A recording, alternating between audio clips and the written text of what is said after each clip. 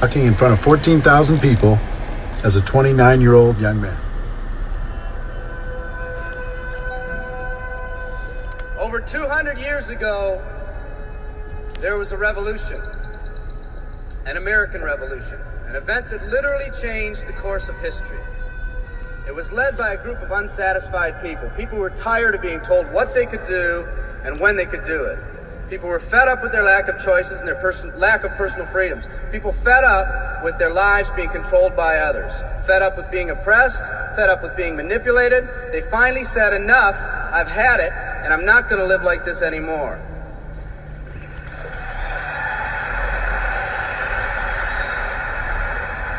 Our ancestors were people that took full responsibility for what happened to them. It was that spirit that ignited a country and formed what is now a giant in the free world. I have a question for you. Where's that spirit today? It's time for another revolution. Let me explain one of the laws of the universe. It's called the law of use, and it says simply this: whatever you don't use, you lose. Lack of use causes loss. Ambition unused declines. Faith unused decreases.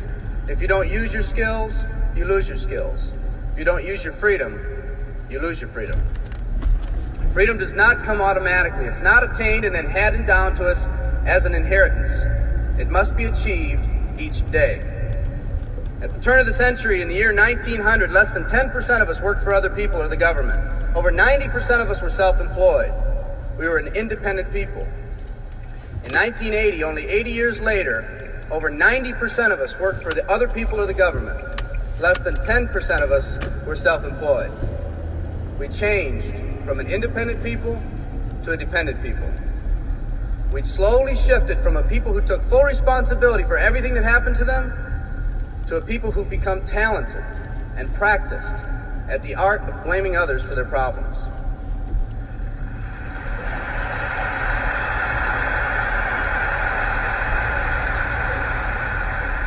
Our giant has fallen asleep.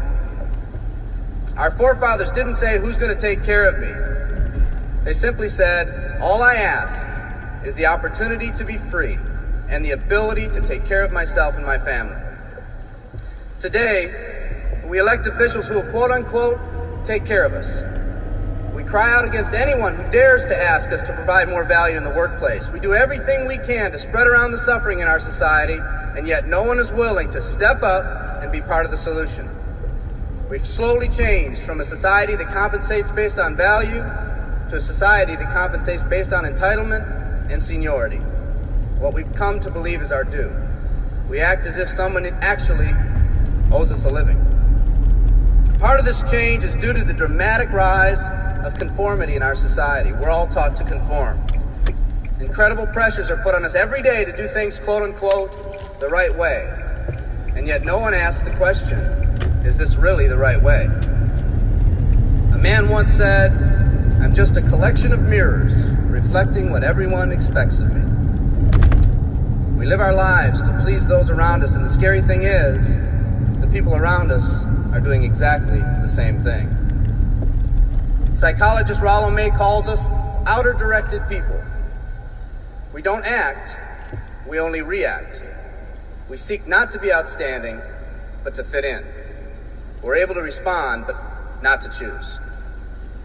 Perhaps that's why a wise man once said, the mass of men lead lives of quiet desperation. In order to change, we need to become inner-directed people. People with our own purpose. People who are not easily swayed by the opinions of others. And that's difficult because from a very early age, we look to the opinions of others to orient ourselves and to validate our decisions and our actions.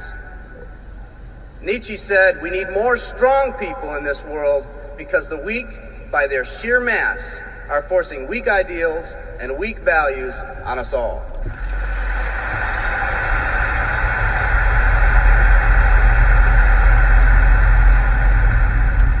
Today's massive social and economic changes are waking this slumbering giant. Some people may not be ready right now for the changes happening today in today's society. It doesn't matter if they're ready or not. An old proverb says, if a man wants his dreams to come true, he must first wake up.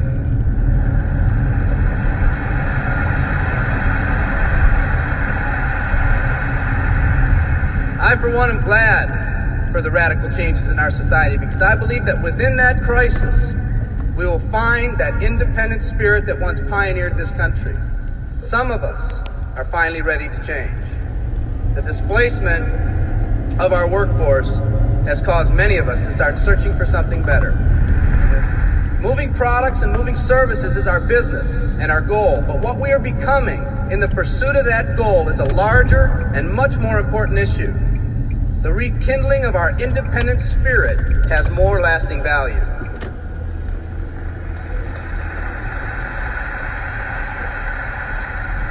There's no more noble a business than the business that encourages the development of people. Every living organism has one and only one central need in life: to fulfill its own potentialities. The acorn becomes an oak, the puppy becomes a dog, and that's all that's required of the oak and the dog. But the human being's task in fulfilling his or her nature is much more difficult. The reason is, unlike any other living creature on this planet, you've been given the dignity of choice. You'll not grow like a tree. You'll grow only as you plan and choose to grow. When a person chooses to live, two things happen. First, assuming responsibility for themselves takes on a whole new meaning. They accept responsibility not as something they've been saddled with, but as something they themselves have chosen. The second thing that happens is that discipline from the outside is replaced by self-discipline. They accept discipline not because it's commanded, because they themselves have chosen what they want to do with their lives. Just like when the disenfranchised men and women over 200 years ago got fed up and said, I'm not going to live like this one more day, there's another revolution coming. It's coming not just from Americans, but from people all over the world.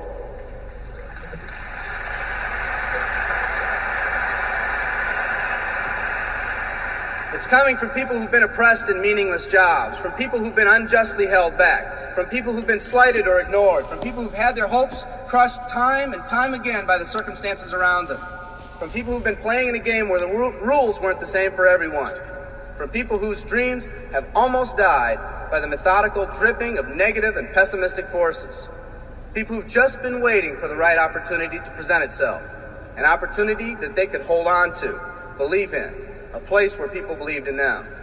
I hear the rumbling of this coming revolution every day.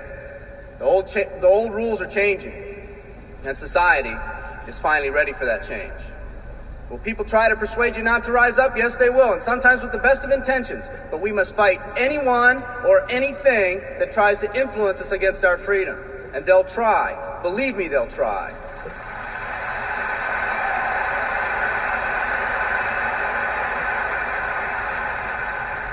They'll try to suggest you off course, to nudge you off course, to distract you off course. There's another revolution coming, and it's going to be led by a group of unique and courageous people like you.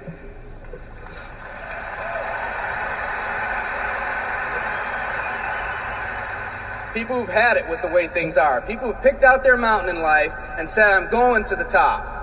And if someone tells you you can't climb mountains, you don't have any experience. You tell them, I'm going to the top.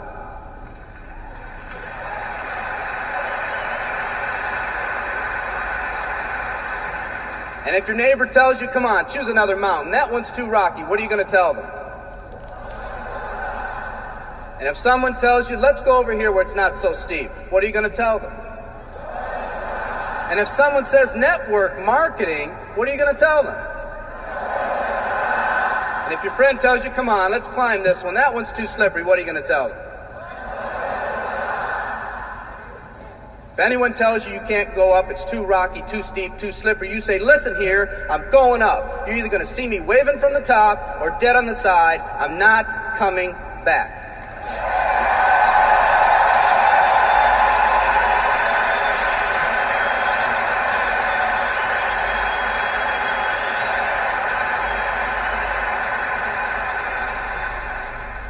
There's There's something about the do-or-die attitude. It's almost like when someone has a do-or-die attitude, time, fate, and circumstances seem to get together, have a hasty conference, and they say they're going to do it or die. We might as well let them have it.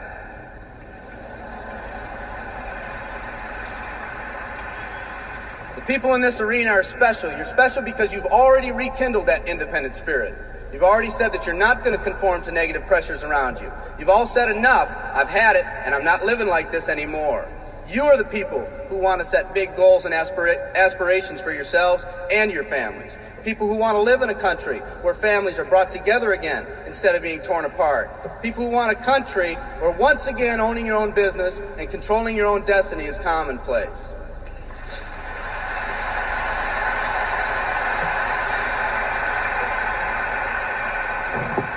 People who want a country where every man, woman, and child is treated with equal respect and dignity.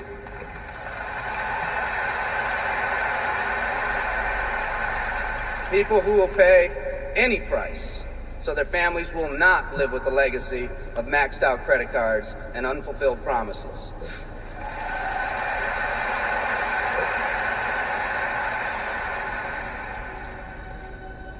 Today, we stand at the genesis of a new revolution, and people like you are going to lead it. Theodore Roosevelt said these words decades ago, and I think they're particularly appropriate today. He said, "We see across the dangers of the great future, and we rejoice as a giant refreshed. The great victories are yet to be won. The greatest deeds yet to be done. I've dreamt of a company that can give us the opportunity to make these dreams come true by allowing us all to fulfill our own true potential. I love you all. Thank you very much."